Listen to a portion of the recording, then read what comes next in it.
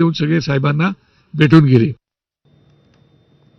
मुख्यमंत्री लाडकी बहीण योजनेकरता पुन्हा एकदा सामाजिक न्याय विभागाचा निधी वळवण्यात आलाय. सामाजिक न्याय विभागाच्या तरतुदीतून 344.74 कोटी रुपये महिला आणि बालविकास विभागाकडे वर्ग करण्यात आले आहेत. लाडकी बहीण योजनेतील लाभार्थी महिलांना जुलै महिन्याचा हप्ता देण्यासाठी हा निधी वळवण्यात आल्याचा शासन निर्णय जारी करण्यात आला. यापूर्वी लाडकी बहीण योजनेकरता सामाजिक न्याय विभागासह आदिवासी विकास विभागाचा कोट्यवधींचा निधी वळवण्यात आला. याचा परिणाम या दोन्ही विभागांच्या इतर योजनांवर होत असल्याचा आरोप आहे.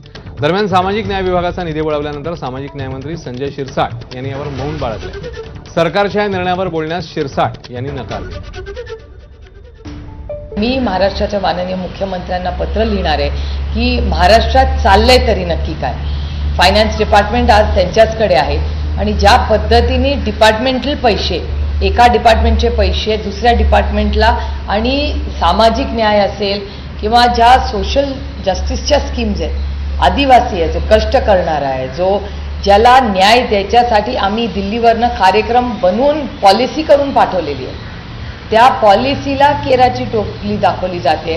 हे अतिशय अयोग्य आहे, चुकीचं आहे आणि मला असं वाटतं माननीय मुख्यमंत्र्यांनी तातडीने ह्याच्यात लक्ष घातलं पाहिजे.